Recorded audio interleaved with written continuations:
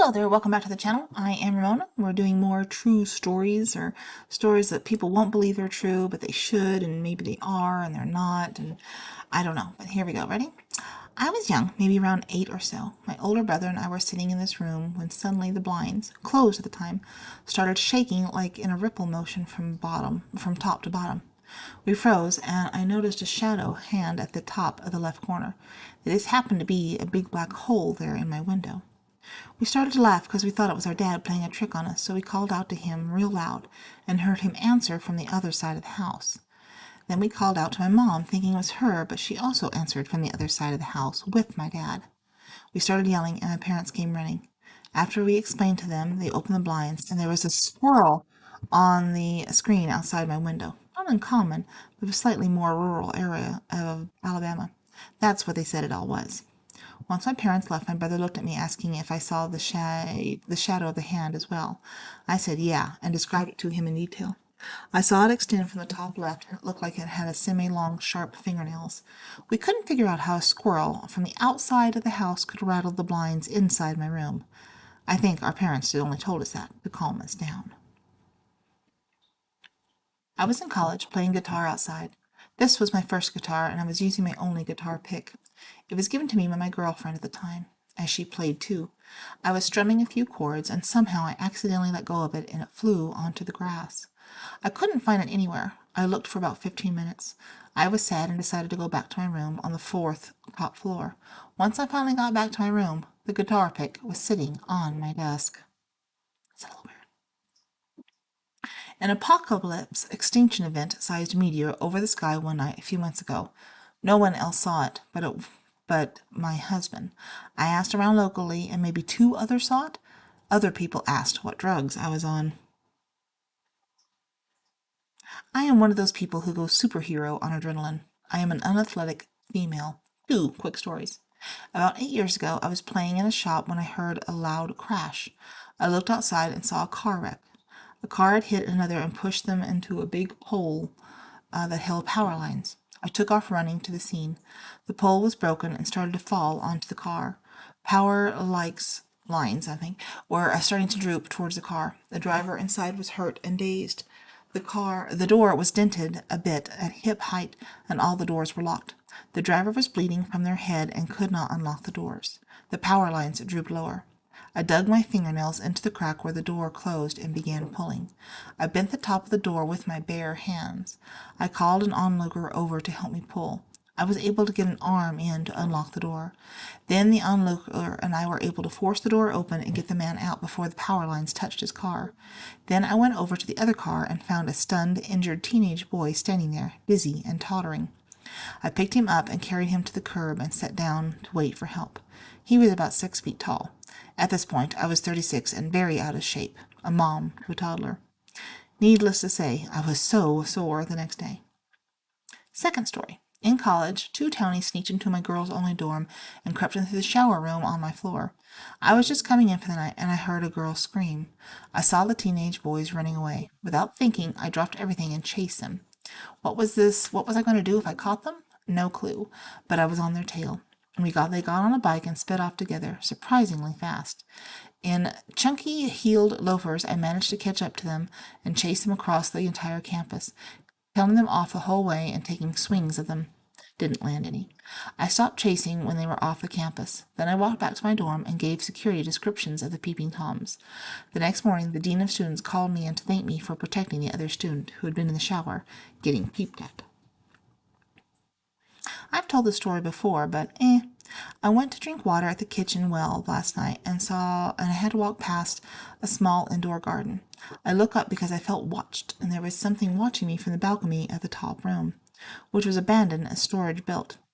I aimed my shitty phone camera to see it better because until then I thought it was just my dog that scraped from the nearby terrace. Nope, something with a dog-like white and furless face was watching from inside that room. Shit was at least 2 meters tall and had black fur everywhere but its face.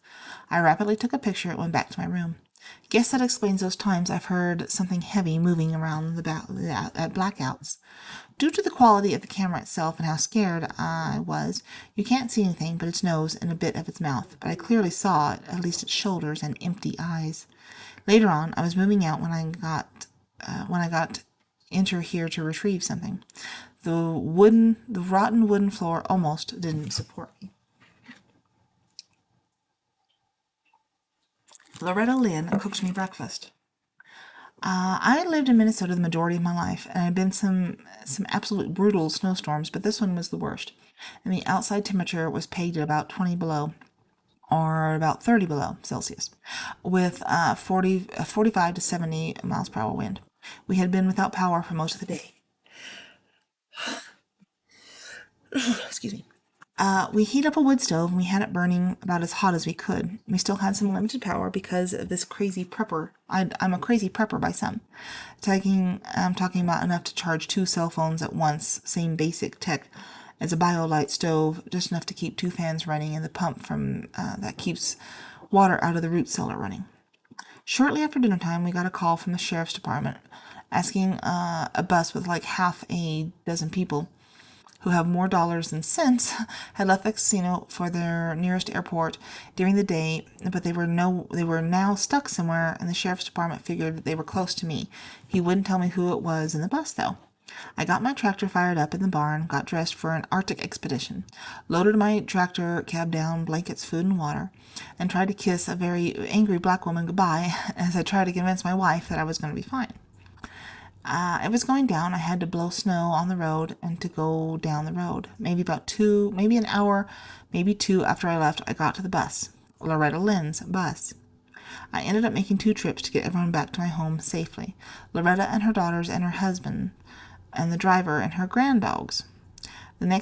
Stayed the next 3 nights with my wife and I. My wife accidentally had never heard of her. Incidentally had never heard of her. They were great house guests. The next morning, I kind of overslept because the fire didn't burn down. Then I started smelling coffee and bacon cooking. That's when I went to the main room to see a country music hall of fame standing in my wife's PJs at the wood stove cooking breakfast. She went out to feed the chickens and collected the eggs, then decided to make herself useful by making breakfast omelets with raw fried potatoes and bear sausage. That's pretty cool. I was 15, riding my bike home, and it was twilight. From behind me, above my head, a few meters high, a bright light overtook me. It made a whoosh sound, exactly like a firework, and whilst I was baffled how it happened, where it had come from, my initial thought my initial thought was that must be what it was. But then it just hung there, suspended in midair, like a distant star. But I'd guessed about 30 meters away. But then it got really weird. I turned to my street and it followed me. I kept glancing to my left and there it was. It tracked me. I got to my house and it was there still, shining perfectly still, except that when I moved, it moved. I wondered if it was reflecting off of my bike. So I got off the bike and walked down the street, then back, then forward, then back several times. This light, hovering in the near distance, continued to track me. I was fascinated, not at all scared because of the distance. It never came closer. I desperately wanted someone to see what I was seeing. I should have shouted, but for some reason I didn't. I ran indoors, got my mom to come out, and it was already gone. I went with a group of friends to an artificial city made on the bank of a lake, a weekend getaway of sorts. The city had many abandoned buildings and many half-completed buildings, so one night we decided to explore it. We went down to the hill from our villa, and there were steps leading to the main road downhill that was covered on both sides of the forest. So we were going down. A very cute white-colored dog was following me downhill. It came down, sat there for a bit. The dog sat with us too. It was the dead of night, probably 2 or 3 a.m., and we see this line of cars coming and going from the abandoned building. I just remember thinking that was being very odd. We panicked a little and rushed back through the same stairs, and the dog was beside me the whole time. Now here's the catch. As soon as we reached our villa, the dog was gone. We looked around for it, but didn't find it, and there were a couple more days after that, and we never saw it again. Kind of freaked me out, honestly. A car suddenly stops to make a U-turn. Unfortunately, the four cars behind it were a little too close and had to slam on their brakes. No one hit each other until the fifth car, who gently nudged the fourth car forward. The fourth car rocked forward on its suspension and hit the third car, and this happened until the first car, that, upon rocking backward, hit the second car, and it happened all the way back to the last car. I had two dreams that told the future. They were very small future reading, though. The first one was when I was getting close to my birthday. My dad had ordered this game I really wanted, but had ordered it kind of late, so it wouldn't be there for my birthday. Then one night I had a dream. The entire dream was just an image of the game spinning in an empty room. I woke up saying a date and time. That date and time I had just happened to be the day that it came and the time that it was delivered. When I first said them, I knew what they meant, so I ran around the house excited because my game would be coming in like 2 days before my birthday, not a week after like Amazon predicted. I told my dad this and about my dream, and he didn't believe me. Sure enough, the package was dropped off at the time it said it would, 2 days before my birthday. The second time my dream showed me the future was about my teacher at school. My teacher had been absent for about a month at the time, so my class was constantly having substitutes or being divided into other teachers' classrooms at the time. Well, one night I had a dream that I was walking down the hallway and I saw my teacher there. I woke up that morning knowing that I would see that teacher that day. Yep, I get to school and there the teacher is for the first time in about a month, wearing the exact same outfit I saw her wearing in my dream. Both of these incidents happened within the same year, when I was in 7th grade. I used to think I was developing superpowers and that maybe I could learn how to have future vision dreams on command. I still think about that concept sometimes. I dislocated my shoulder by sleeping exactly how I usually do and woke up in the morning unable to move my arm and it's dislocated. No pain, just chilling on top of my ribs instead of the socket like it's supposed to have been. Pain definitely while setting it, though. I was about 9 or 10 years old when I was home alone with just my older brother, and it was around 9 p.m. My brother was asleep in his room, and I knew my mom's bus was going to reach our complex soon, so I put on my shoes to walk out to the bus stop to meet her. We had a sliding door that led to our balcony and a curtain. Both were closed, so no way of air or wind possibly getting in. As soon as I reached the front door, the handle of the curtain moved, and I heard a faint girl's voice telling me, "No, don't go, don't leave." I stood at the front door, frozen in a state of shock for about a minute or two, and finally built up the courage to get out the door and run to the bus stop. It didn't click until a couple of days later a blackened out truck that I'd never seen before, our neighbors barely had visitors, especially that late at night, was turning out of our section of the parking lot and sped out of the back exit of the complex that never had security guards by it. The security and management had a flyer posted on the community board to beware of that exact truck I had seen. I always wondered what would have happened if I had never heard that voice and seen the curtain moving out of the corner of my eye. Probably nothing good. Something yanked me by the shoulders while I was sitting on my brother's bed as a child. We were talking, and I felt something like someone put their hands on my shoulders and pulled me to the floor. Saw nothing. Still perplexed as to this day. As a casino dealer for 13+ years, I've ventured all around the country. I have so many stories. Most recent was having this man who threatened to kill himself if he lost everything. That night he did exactly that in the parking lot. I can't go into much detail, otherwise a quick Google search and the reason for death would give it away too much of what had happened and who. Had another who sat and played a three-card poker game for hours. This old man never took a piss break while drinking coffee all day. The jackpot was around $22,000. He asked his buddy to play a couple of hands while he went to the bathroom, so he sat down. I reminded him he couldn't play his friend's chips, but feel free to cash in, and he can play while his friend was using the bathroom. I shit you not, first hand he nails the jackpot. His friend comes back and can't believe it. What does this guy do? Tips me, the dealer, $500. Says thank you to his friend who was using the bathroom and takes his chips. Didn't even hive his friend a fucking dollar. Gotta run to work. Feel free to ask me anything casino related. I live in the suburbs. Someone in middle school had parents who went to jail and now lives in a special care place because we were outside. The child threw rocks at the school windows. I have a couple. So I made a game out of it. I'll name several things I've been a part of. Through one of them is a lie. Let's see if you can sleuth it out. 1. Then, Vice President Biden had to make an emergency landing in my city, and his protection detail blocked the freeway I was on. That made me late for my job interview.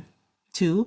As part of the class project contest, where the mail a letter to a celebrity politician in the hopes that person writes you back, my submission won. Wrote a letter to then President George H.W. Bush, or if you prefer Bush Sr., and not only got a personalized letter, but also a White House pin and an autographed picture. 3. I once met Eve Sting, the singer, not the pro wrestler, Phil Knight, Bill Walton, Clyde Drexler, all at the same youth forum. 4. Somehow, in 9 different Amtrak rides, someone wound up sitting next to the exact same man. 5. I once got to do dueling Joker voices against Mark Hamill at a local sci-fi event.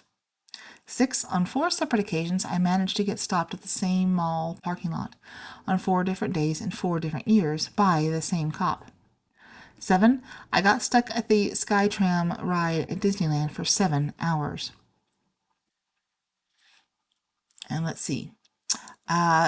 He replies with, someone replied with number 4, which would have been the somehow in 9 different Amtrak rides, someone wound up sitting next to me. There's someone sitting next to this exact same woman.